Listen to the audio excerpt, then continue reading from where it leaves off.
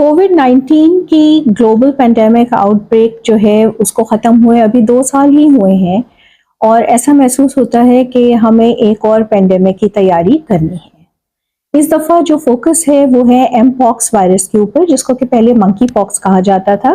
ये वैसे अफ्रीका के ममालिक में ज़्यादातर पाया जाता है, लेकिन अब इसने पूरी दुनिया में जो है वो नज़र आना शुरू किया है और इस साल के शुरू से इसके केसेस काफ़ी बढ़ गए हैं और अभी अगस्त में ही एक केस पॉजिटिव आया है यूरोप के मुल्क स्वीडन में, और एक केस पाकिस्तान में भी कंफर्म हो चुका है और 2 और केसेस जो हैं वो सस्पेक्टेड हैं।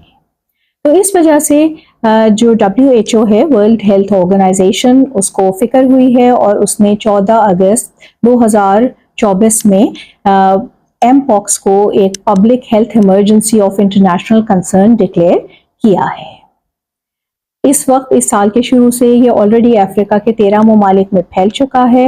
इनिशियली ये डेमोक्रेटिक रिपब्लिक ऑफ कॉन्गो में नज़र आया था और उसके बाद इसने बॉर्डर्स क्रॉस करके जो है वो बुरुंडी, युगांडा, रवांडा, कीनिया, इन सब में इसके केसेस आने शुरू हो गए हैं और अभी जैसे मैंने आपको बताया कि पाकिस्तान और स्वीडन में भी इसके केसेस पॉजिटिव हैं। तो ये क्या वायरस है और ये कहाँ से आया है और इसे कैसे डील करना है, इसके बारे में बात करते हैं। मैं हूँ डॉक्टर मरियम अतीक। ये एक डबल स्ट्रैंडेड DNA वायरस है जो कि ऑर्थोपॉक्स फैमिली जीनस से है और ये बहुत ही एक करीबी रिश्तेदार है स्मॉल पॉक्स वायरस का, यानी वेरियोला वायरस का। ये वाला वायरस दुनिया से 1980 में ख़त्म हो चुका है, लेकिन जो एमपॉक्स है वो जारी है। ये एक ज़ूनोटिक वायरस है, यानी कि ये जानवरों में सबसे पहले नज़र आया है और उससे आगे वो कहाँ से आया है ये अभी तक डिस्कवर नहीं हुआ। 1958 में इसका पहला केस सामने आया जो कि बंदरों में था, जो रिसर्च के लिए रखे गए थे डेनमार्क में। 1970 में जो है वो पहला ह्यूमन केस सामने आया और ये democratic Republic of the Congo में था और ये उन लोगों के दरमियान था जो कि होमोसेक्सुअल्स थे, जो कि हम जिनसी में मुब्तला थे। उसके बाद से केसेस जो हैं वो वक्तन फवक्तन आते रहे हैं, लेकिन 2022 और 23 में एक ग्लोबल आउटब्रेक इसी तरह WHO ने डिक्लेयर किया था, जिसमें इसके पॉजिटिव केसेस जो हैं वो अफ्रीका, यूरोप और अमेरिका सब जगह पे मिले थे।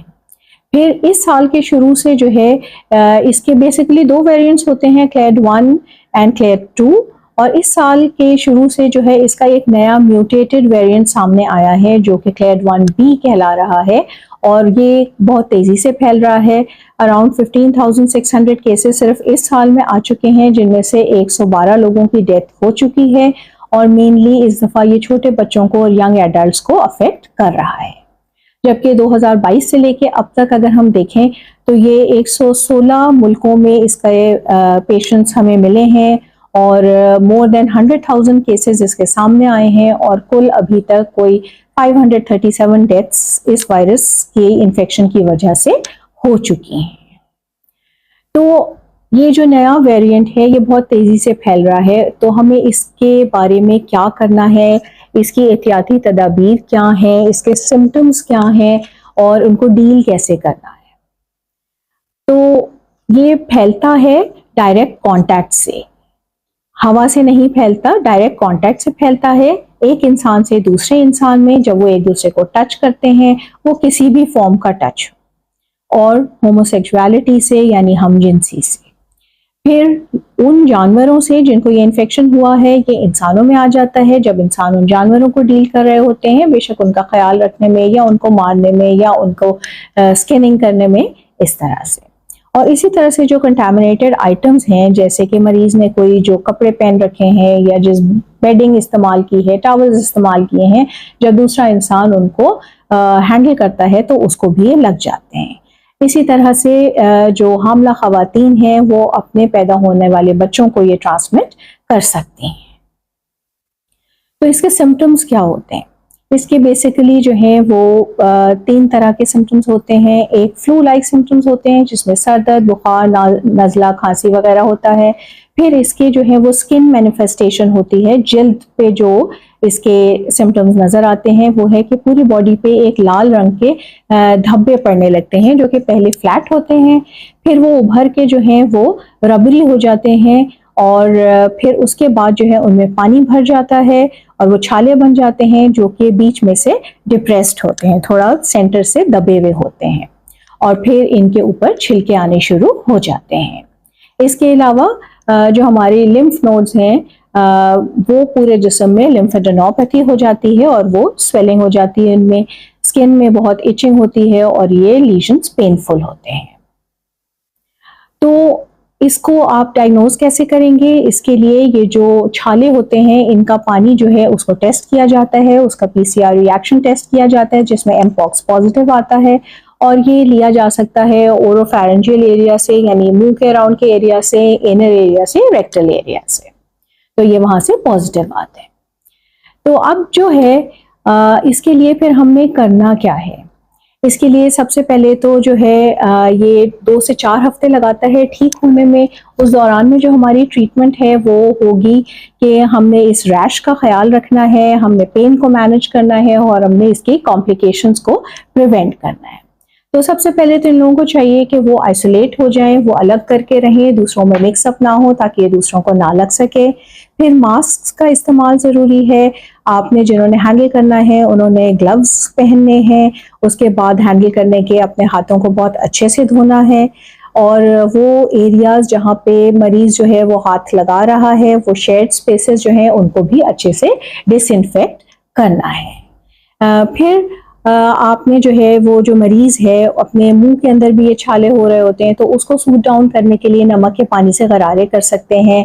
जिस्म पे जो है वो खारिश और दर्द और इनको सफाई रखने के लिए जो है वो सिट्स बाथ्स इस्तेमाल हो सकते हैं। नीम गर्म पानी से नहाया जा सकता है जिसके अंदर के बेकिंग सोडा डला हुआ हो या फिर एप्सम सॉल्ट्स डले हुए हों ताकि ये डिसइंफेक्शन हो जाए। फिर आपने अच्छा खाना है, पानी ज़्यादा पीना है, आपने नींद पूरी करनी है ताकि आपका इम्यूनिटी लेवल बढ़े और आप में अपनी क़ुव्वत मदाफ़त ज़्यादा हो ताकि आप इस वायरस को फाइट कर सकें। फिर इसकी प्रिवेंशन क्या है हमारे पास? लकीली वैक्सीन मौजूद हैं, 2 तरह के वैक्सीन इसके लिए मौजूद हैं और उनकी 2-2 डोजेस लगाई जाती हैं इसको प्रिवेंट करने के लिए, जो उन जगहों पे ज़रूर लगनी चाहिए जहाँ के ये बीमारी एंडेमिक है। फिर इसके अलावा आपने जो है वो सेक्सुअल पार्टनर्स जो हैं वो अपने कंटेन रखने हैं, मल्टीपल पार्टनर्स नहीं रखने हैं। आपकी सेक्सुअल प्रैक्टिसेस जो हैं वो सेफ होनी चाहिए। आपने अपने जो है वो बैरियर्स वगैरह मेथड्स जो है वो यूज़ करने हैं ताकि एक से दूसरे को ना लगे, और इसी तरह से आपने अपनी पर्सनल सफाई रखनी है और अपनी जगह की सफाई रखनी है। तो इन सब बातों का अगर आप ख्याल रखेंगे तो आप जो है वो डिजीज़ को स्प्रेड होने से बचा सकेंगे और उसकी बरवक्त तशखीस भी हो सकेगी। अगर आपको कोई भी ऐसा सस्पेक्टेड केस लगता है तो आपने उसको पर वक्त डॉक्टर के पास रिपोर्ट करना है, जहाँ पे हिस्ट्री टेकिंग बहुत इंपॉर्टेंट है कि कहीं इसने कहीं बाहर से ट्रैवल तो नहीं किया किसी ऐसी जगह से जहाँ पे ये मौजूद है, या फिर इसके घर में कोई ऐसा ट्रैवलर तो नहीं आया जो कि ऐसी जगहों से आया हो। फिर ये चिकन पॉक्स से बहुत ज़्यादा मिलती जुलती है तो उससे भी अलग करना बहुत ज़रूरी है।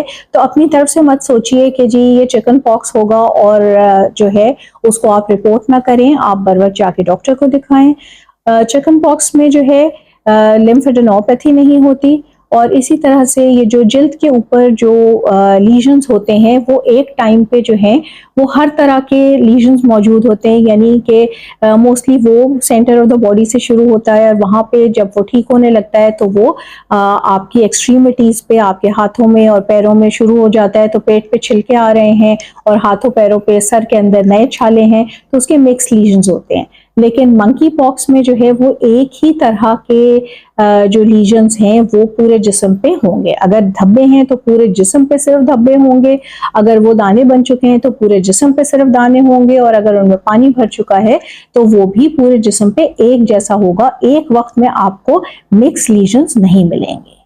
तो इन बातों का आप ख्याल रखिए और सेफ रहिए, हेल्दी रहिए, एंड इंशाल्लाह will meet with another topic. अस्सलाम वालेकुम।